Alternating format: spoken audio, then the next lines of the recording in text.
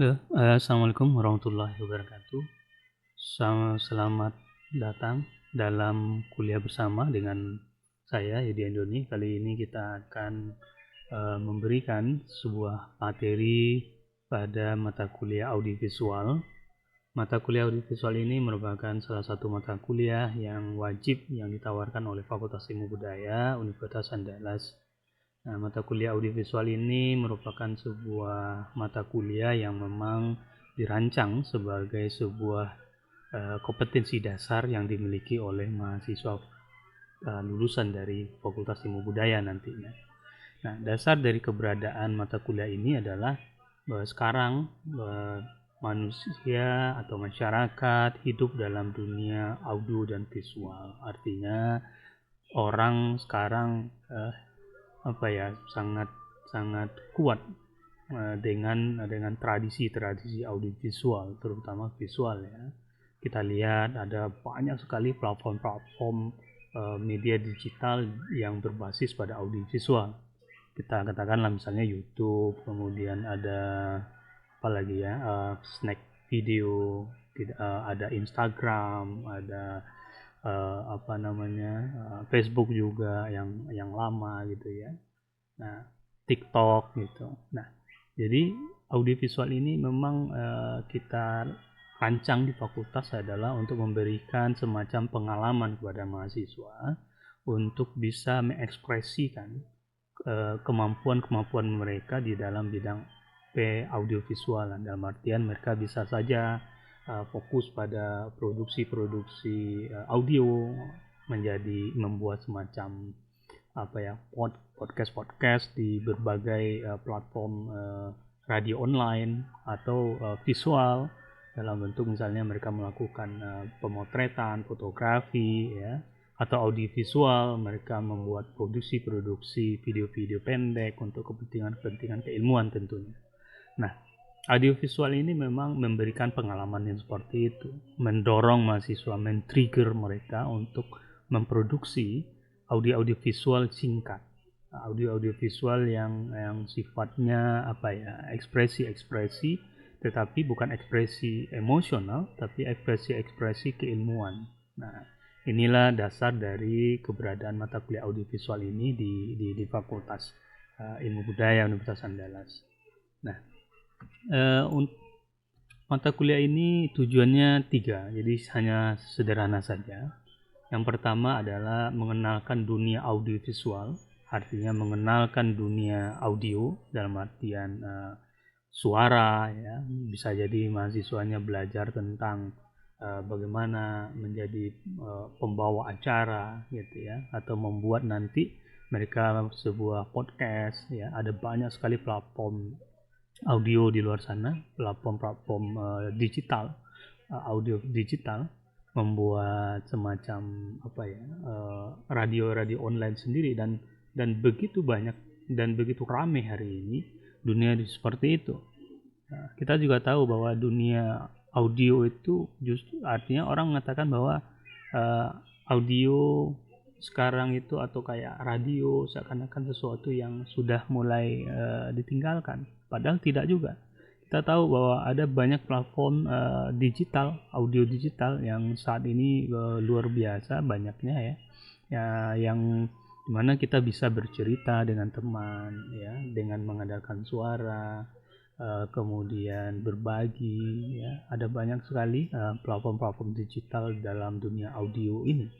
Nah, yang kedua adalah tentang visual ya. Visual ini menjadi sangat penting hari ini ya. Budaya kita, masyarakat kita hari ini adalah masyarakat yang kalau tidak tampak, maka bagi mereka itu bukan sesuatu yang penting ya. Jadi visual, gambar gitu ya, mereka belajar ya dunia visual itu sebagai sebuah hal yang mendatangkan banyak pengetahuan, informasi ya.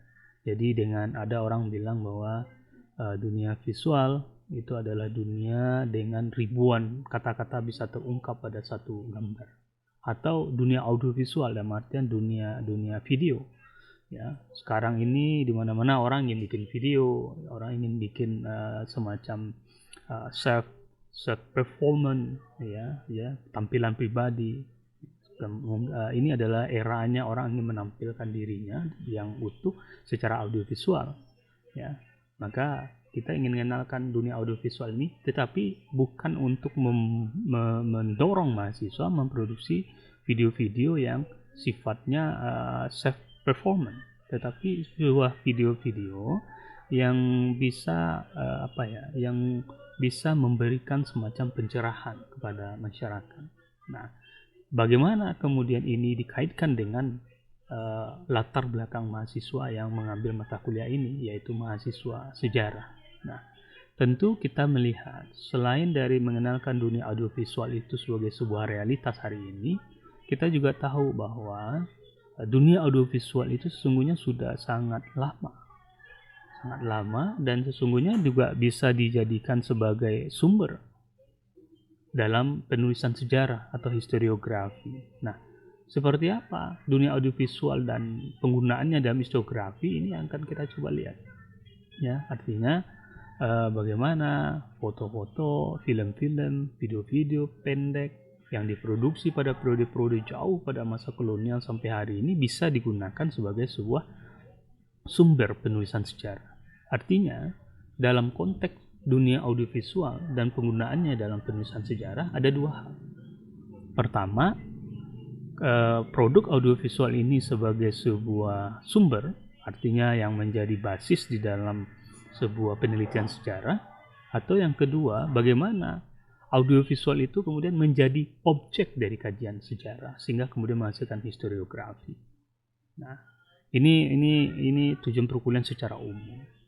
Yang kedua, tujuan perkuliahan ini adalah untuk memahami proses produksi audiovisual sejarah. Kita ingin coba memahami seperti apa produksi audio visual sejarah itu. Bagaimana mulai dari ada aspek-aspek kehidupan orang-orang di balik video itu, orang-orang yang memproduksi itu. Kita bisa lihat bahwa video-video itu sesungguhnya punya makna, punya tujuan. Kita bisa lihat bahwa sebuah video dibuat untuk kepentingan tertentu. Orang yang membuat video, misalnya orang dengan latar belakang katakanlah misalnya kolonial, mereka memproduksi video dengan tujuan tertentu, dengan tujuan tentu memperkuat keberadaan mereka sebagai penguasa di sini, di Hindia ya, Belanda ketika itu. Nah, sementara bisa jadi orang, misal katakanlah kelompok-kelompok aktivis misalnya membuat sebuah produksi audiovisual tentu dengan kepentingan mereka, dengan tujuan mereka. Nah, kita coba lihat ini. Sehingga bila kita bisa memahami proses produksi audiovisual itu, kita akan bisa melihat secara kritis, membaca secara kritis semacam makna dibalik dari produksi itu atau tujuan dibalik produksi produk audiovisual sejarah. Nah, yang ketiga, tentu kita berharap mata kuliah ini sesungguhnya berbasis pada OBE atau Outcome Based Education, yaitu pembelajaran mahasiswa berbasis outcome, artinya ada produk yang diharapkan. Setelah mahasiswa kemudian kenal dengan dunia audiovisual, bagaimana menggunakannya itu, kemudian bisa memahami proses-prosesnya, dan kita mendorong mereka sebagai bagian dari pengalaman untuk membuat sebuah produksi audiovisual. Ya, bisa jadi dalam bentuk video pendek yang bisa mereka upload nanti di berbagai platform digital audiovisual ini. Nah, ini adalah tujuan perkuliahan kita. Jadi terakhir, mahasiswa kita harap bisa memproduksi sesuatu. Artinya dia tidak lagi menjadi narator historis, tapi juga menjadi aktor sejarah di dalam memproduksi video-video atau audio visual atau produk-produk audiovisual nanti ke depannya. Nah, bagaimana metode perkuliahan? Jadi metode perkuliahannya ini ada beberapa. Yang pertama jelas diskusi tatap muka atau di kelas, ya, luring di kelas. Kita tahu dalam kondisi yang sekarang pemerintah sudah mengizinkan kita untuk kuliah di kelas, sehingga bisa saja kita di kelas. Dan yang kedua adalah diskusi di Zoom, ya. Ada kemungkinan kemudian pada kesempatan dosen atau mahasiswanya mungkin berdasarkan pertimbangan akhirnya perkuliahan tidak lagi dilakukan di tatap muka pada luring di kelas, tapi mungkin diskusi di media Zoom. Ya, media Zoom ini adalah salah satu media saja, tapi bisa jadi di beberapa media yang lain, misalnya di Island Universitas kabarnya sudah bisa, dan bisa jadi kita lakukan di Google Meeting. Nah, kemudian yang paling penting adalah mata kuliah ini berbasis pada project based learning. Artinya bagaimana pembelajaran itu berbasis project. Setelah mahasiswa memahami secara teoritis, secara keilmuan, ya, pertama secara keilmuan tentang audiovisual dalam historiografi, kemudian memahami secara teoritis tentang audiovisual dan produksi audiovisual. Nah, kita berharap ada keberanian mahasiswa untuk menciptakan produk-produk audiovisual, ya, bisa jadi dalam bentuk film, video pendek, dalam bentuk fotografi dan yang sejenisnya. Nah, perkuliahan ini tentu tidak bisa lepas dari penilaian atau evaluasi. Yang pertama, penilaian itu pada kehadiran, baik online atau luring. Ada persentase yang kita berikan, dan itu yang akan memandu dan menjadi bagian dari pertanggungjawaban perkuliahan kenapa seorang mahasiswa mendapatkan nilai. Nah, yang kedua adalah terkait dengan keaktifan. Keaktifan ini menjadi penting karena memang kuliah kalau nggak aktif gimana? Ya, kuliah ini itu harus dengan keaktifan. Kalau kuliah nggak aktif, ya berarti tidak tercapai sebenarnya konsep student center learning, pembelajaran yang berpusat pada kemahasiswanya. Maka keaktifan itu menjadi penting. Nah, terakhir penilaian yang paling tinggi adalah pada kualitas proyeknya, pada produk video, pada produk kualitas gambar, pada suara, pada skenarionya, ya. Jadi kita nilai ketika mereka memproduksi sebuah video, kita lihat gambarnya gimana, soundnya, suaranya, skenarionya. Ini sebuah produksi yang dibangun dengan planning atau tidak, dengan rencana sesuatu atau tidak, yang kita sebut dengan skenario. Ya, videonya kita nggak membayangkan ada vlog, ya. Tampil di suatu tempat, ya, kemudian ngomong-ngomong, kemudian di video yang enggak. Karena saya bilang tadi bahwa semua produk-produk dari audiovisual ini adalah produk yang merefleksikan, yang mencerminkan atau yang mewakili pemahaman keilmuan sejarah dari para mahasiswa itu sendiri. Nah, makanya kemudian produknya itu harus ada kualitasnya.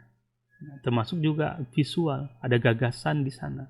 Atau kemudian memproduksi bentuk kegiatan-kegiatan.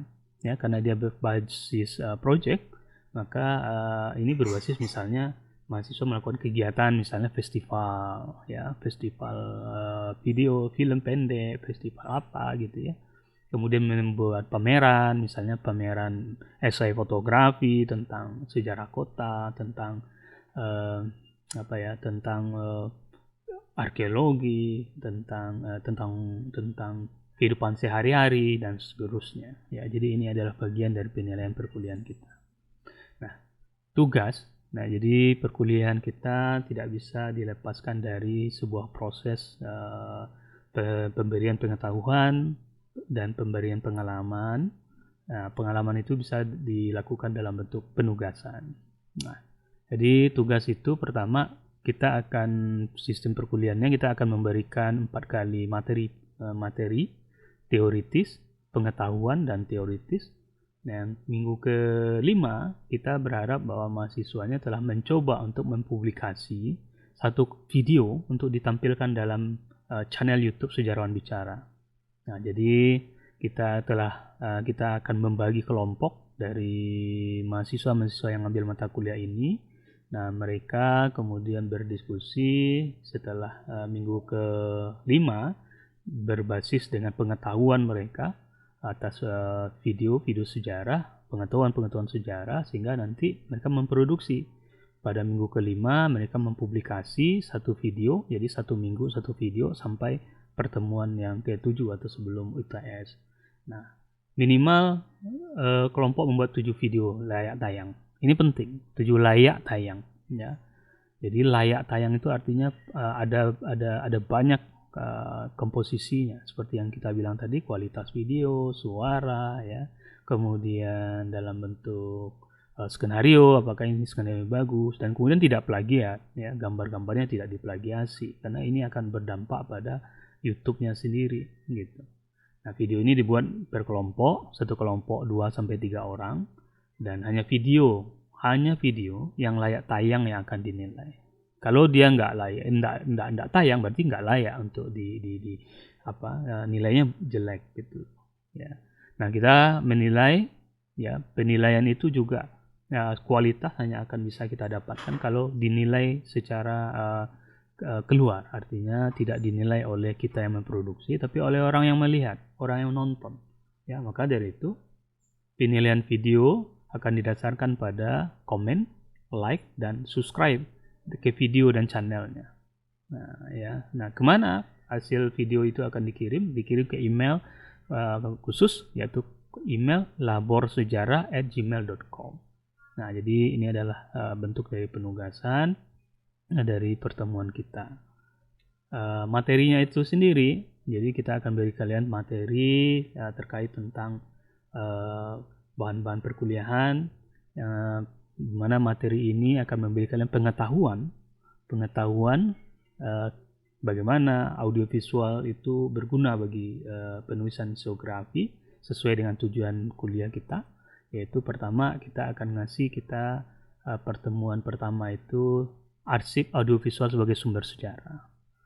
Ya, arsip audiovisual sebagai sumber sejarah ini memberikan kita semacam basis bahwa produk-produk audiovisual itu bisa dijadikan sebagai sebuah sumber sejarah atau menjadi objek dari penelitian sejarah.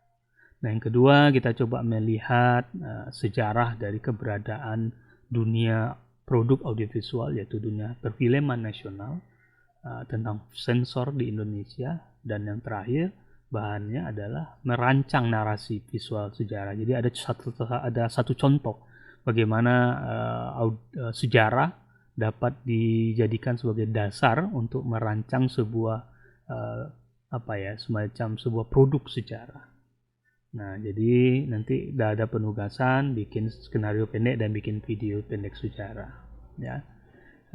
Itu yang kedua, selain dari materi bahan yang kita berikan dalam pertemuan, kita juga memberikan kepada kalian bacaan-bacaan yang bisa kalian baca untuk memperkaya pemahaman kalian tentang film di Indonesia atau audiovisual di dalam sejarah Indonesia. Jadi ini adalah contoh bagaimana produk-produk audiovisual itu dipakai, atau bagaimana produk audiovisual itu menjadi objek dari penelitian sejarah. Jadi dipakai sebagai sumber dan menjadi objek dari kajian sejarah. Misalnya salah satu bahan bacaan itu adalah mengapa selalu harus perempuan. Ini adalah artikel-artikel jurnal, ya. Jadi yang pertama ini, mengapa selalu harus perempuan. Ini adalah sebuah penelitian tentang konstruksi urban, pemenjaraan seksual hingga hegemoni maskulinitas dalam film Soekarno. Kemudian bicara tentang buruh dan kemerdekaan. Ini tentang tentang film propaganda tahun 46. Kemudian kita juga tahu ada poster sebagai sebuah instrumen propaganda militer Jepang di Indonesia, ya. Ini juga objek bagaimana audio visual menjadi objek dari sebuah penelitian, ya. Ada banyak poster, ya, tidak hanya pada masa Jepang. Ini kita juga bisa misalnya menulis tentang sensualitas poster-poster film Indonesia tahun 90-an gitu, ya. Atau horor gitu, ya, poster-poster horor, film-film horor di Indonesia pada tahun 80-an misalnya. Atau kita nulis tentang citra kepahlawanan dalam film-film sejarah, misalnya dengan kasus Sugija, Habibie Ainun, dan macam-macam, ya, macam-macam. Ada Ahmad Dahlan, ada film-film yang lain gitu. Dan atau kita ingin melihat sebuah masyarakat etnis di dalam konteks film, misalnya ini tulisannya menggali Minangkabau dalam film dengan mise en scene, ya. Ini adalah contoh bagaimana audiovisual, produk-produk audiovisual itu dijadikan sebagai sebuah sumber sejarah atau dijadikan objek dari penelitian sejarah itu sendiri. Baik, saya pikir itu saja yang bisa saya sampaikan. Terima kasih sudah hadir di dalam perkuliahan ini. Sampai ketemu kembali pada pertemuan yang kedua. Wabillahi taufiq wal hidayah. Assalamualaikum warahmatullahi wabarakatuh.